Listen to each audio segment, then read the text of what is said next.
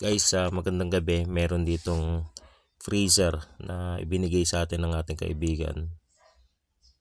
Alamin natin kung anong sira. Kasi sabi niya, nung nabili niya to second hand lang. Lumalamig naman, nakaka-produce ng yelo or nag-aay sa mga tagiliran. Pero paglipas ng mga ilang buwan, ayaw nang umandar. So ayaw na magyelo, may naririnig silang lagitik. So yun yung ating aalamin. Ubuksan natin tong cover ng motor, aalamin natin kung may sira ba siyang mga parts sa ilalim o compressor na talaga ang sira, no? So kuha lang tayo ng Philip, tanggalin yung maliit na screw. So bali dalawa yan, tanggalin natin, and then i-check natin isa't isa or isa-isa ang bawat parts nito. Pero pagka ganong issue, pwede na tayong mag-skip sa thermostat, pwede na tayong mag-skip sa plug, kasi meaning may supply ng kuryente buhat sa plug papunta doon sa thermostat, and then yung pabalik papunta dito or yung pagpasok papunta dito sa compressor, ando ng problema. So yan, yung kulay puti na yan yung luma niyang relay at overload. So magkasama siya dyan sa puti na yan.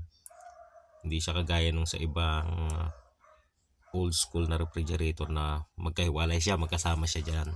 Kaya pag nagkaroon ng sira either or sa dalawa, sa relay or sa overload, obligado palitan mo na rin yung isa, no? Kasi hindi na siya kakasya dun sa terminal. So yung unang pinakita ko, relay, pangalawa, overload. So kung sakali may problema itong mga to na nakakabit sa ating lumang freezer, yun ang aking papalit. Pero syempre, i-test muna natin, ano? So wala tayong tagahawak ng video, mga kaibigan, kaya medyo malabo minsan, ano? Magalaw yung video.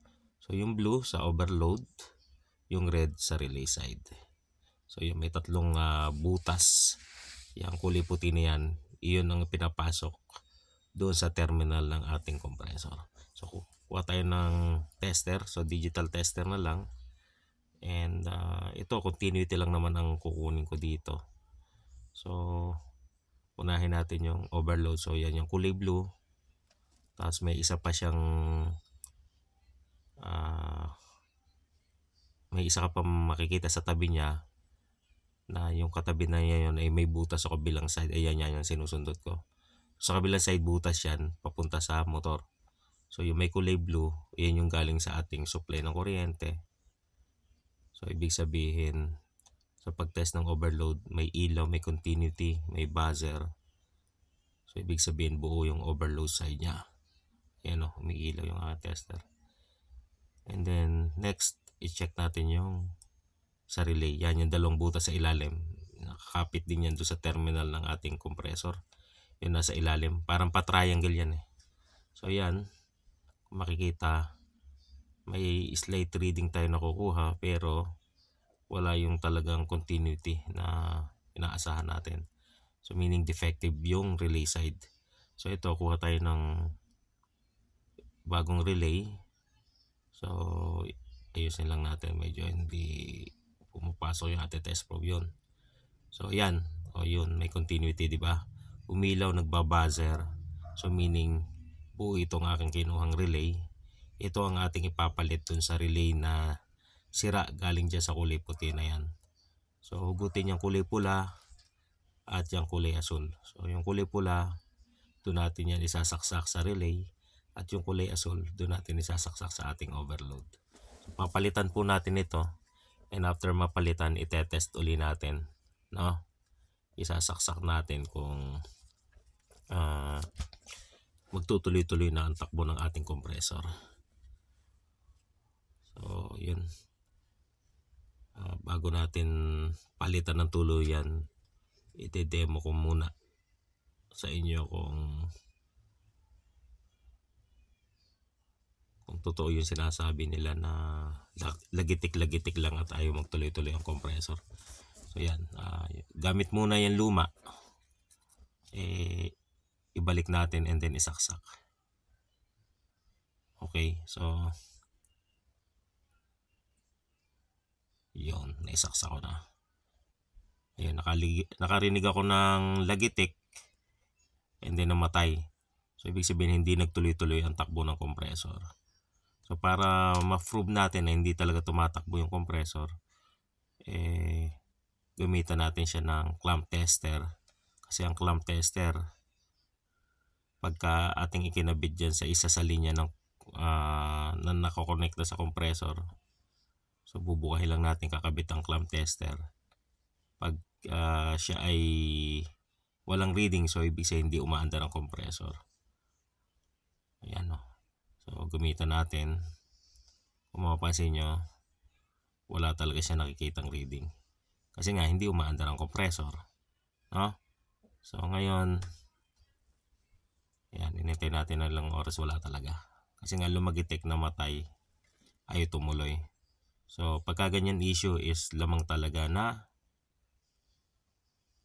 may sirang parts. Pero syempre, ang unang masisira muna is either relay or overload bago pa ang compressor, ano? Pero sa case na to, relay ang nakita nating sira. So ngayon, hugutin muna natin, ikabit natin yung ating ipapalit na relay at overload. Hindi siya talagang bagong-bago, no? Pero yung ibig sabihin ibang relay or overload ang ating ikakasay, yung na-test natin na buong relay. So yung blue nakakonekta sa overload, yung pula nakakonekta yan sa relay. So papalitan natin yung lumang relay at overload. So yan, una nating ikabit yung sa relay, yung kulay black na medyo square. Ang hirap na magkabit at nalalaglag, gawa ng ako din na nakahawak sa video. So yan, nag-iisa lang naman yung pagkakabitan mo. So nakabit na yung para sa relay, and then may butas yan dito sa harap niya, dalawa, na yun yung ating ikakapit sa compressor. So ngayon, ang sunod naman nating ikabit ay yung overload. So yan, pagkabit yan, may butas din yung isa, na iyon naman ang ikakabit natin doon sa upper part ng terminal ng compressor. So yan, nakabit na. Ngayon, ikapit na natin sa compressor, ano? So pa-triangle yan, sa taas isa, sa ilalim dalawa. So ikapit natin yan doon sa taas na nag-iisa. So medyo nahirapan tayo magpasok kasi gabi na, masikip at madilim. So yun, yan, nakabit ko na. Ngayon, ikabit naman natin yung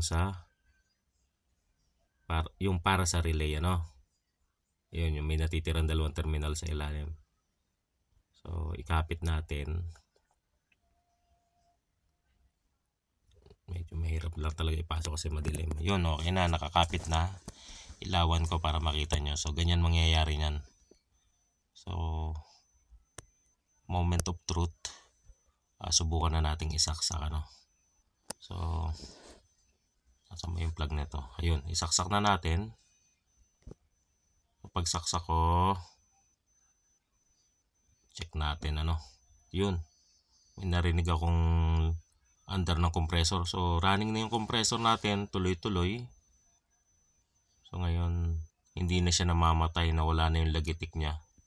So umandar na talaga yung compressor.